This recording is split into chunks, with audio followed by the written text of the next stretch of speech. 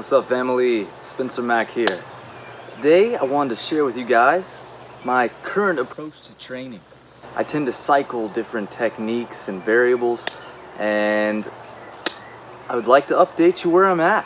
Most recently, before this cycle, I was doing an every third day training where I was hitting training with heavier weight, focusing on power and speed, and then getting more than adequate rest for the nervous system in between. I always do moderate training in between. I work on a farm, so I'm always moving anyways. But more recently, within the last 2 weeks, I started doing what is known as high frequency training. My primary focus right now is actually my legs. So, squat every day. That's actually a thing. And I'm also regenerating my knee to a degree. It's doing so much better than it was months ago. Slowly, steadily improving more and more. And so instead of hitting a lot of heavy weight, I am hitting higher repetitions on a lower weight and just making sure that I do some kind of squats every day. I'm really into lunges because that helps to balance the hips as well. And what I'm doing is combining the 2 points of focus in what's known as the conjugate method, and that is power and speed. And in the conjugate method, they train them every third day and rotate power, 3 days later, speed, 3 days later, power, 3 days later, speed, and smaller accessory work in between. Myself, I am emphasizing high frequency, so I'm training every day, and I'm combining the 2. I'm rotating between power, which is heavier weight, which I'm gradually building up, so weighted exercise, versus speed, which are things like plyometrics, like leaps or top speed sprints. So, as I said, I'm focusing on legs, so I just wanted to share with you guys some leg movements that I'm doing, as well as some upper body. For the upper body, one of my focuses recently has just been overhead press. It's like the squat for the upper body. And I believe that the kind of stimulus you get when holding heavy weight above your head, much like training the legs, stimulates a very beneficial hormonal response and metabolic response.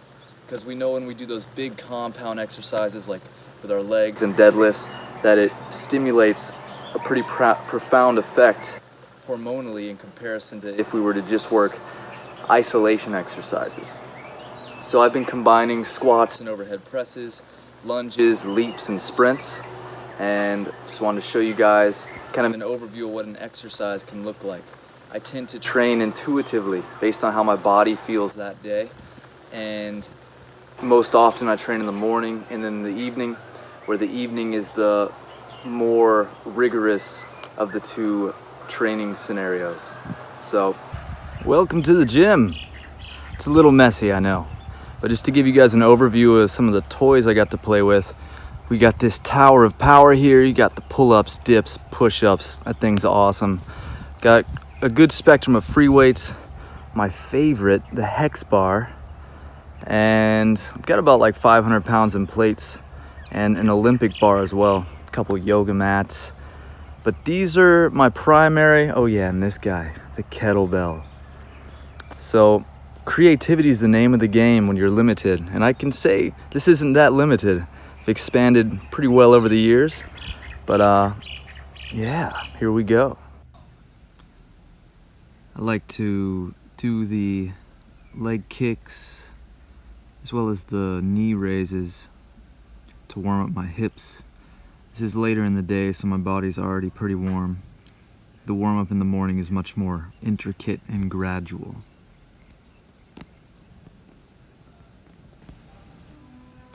Then I just doing a little bit more of a warm up. Either I do body squats. Right here I'm just adding a little extra weight, doing short squats just to get the blood flowing in my legs.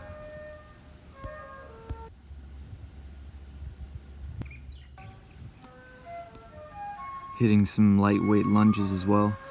The lunges are excellent for the hips. If you're doing a lot of squats, alternating sides just balances things out.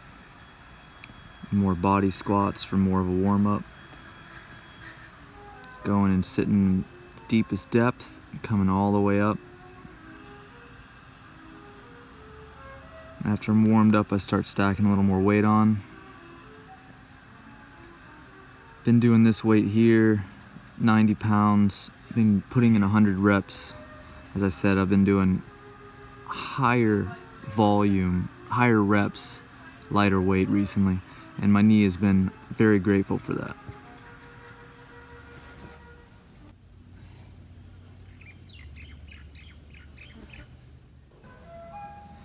Now, as I said, what I've really been loving recently is rotating between speed or plyometrics and weight. So I'll do a lift, do a sprint, do a lift, do some leaps, do a lift, do a sprint, so on and so forth. Whew. Sprints are no joke. So both explosive sprint training or leaps and heavy weight trigger the type 2 fast twitch muscle fiber. Now, if you look at the body type of sprinters versus endurance athletes, you can see the difference between type 2 and type 1 slow twitch. So I'm more interested in those creatine stores, that rapid generation of energy, of ATP. And you get that through hitting top speed and hitting heavy weight. So I personally like to put more time between my sets so that I can regenerate my creatine stores so that I can hit top speed again. Because if you're training when you're already slightly fatigued, you're not really stretching those muscles and your abilities to their max. So I like to give 1.5 to 2 minutes between sets and rotate between some kind of lift, some kind of explosive maneuver. As long as I get at least 2 of each, and I do that twice a day, I'm good to go. But as my endurance and stamina gets better, I'm gradually adding more weight, more reps. One of those 2 variables increases. Now there's also kind of a third realm, which is right in between, and that is weighted plyometrics. So that's something I also play around with. This is one of my favorite, the weighted hex bar leaps.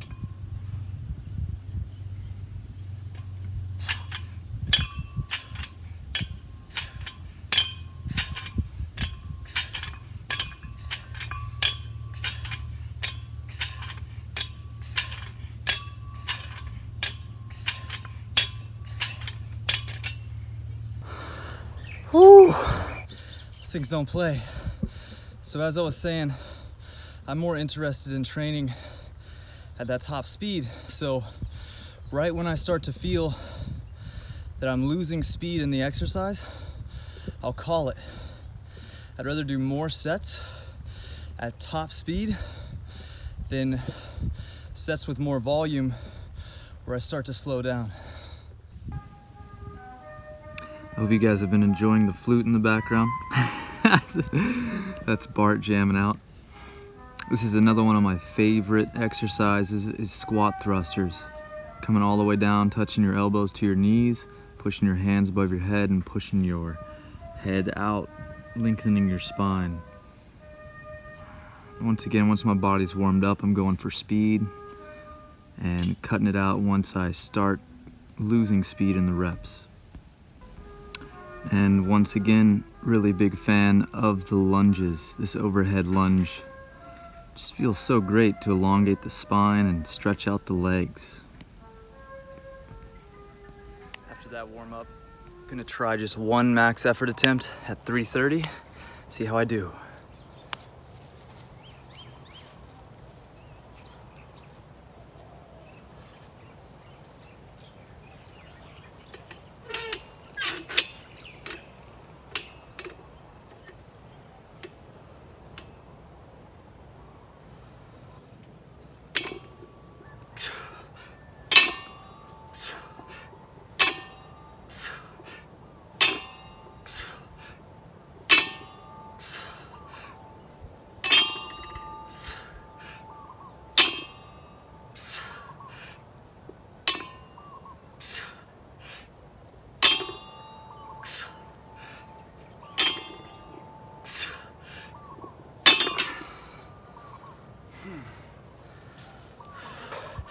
And after hitting that, one more dynamic effort, I'm done.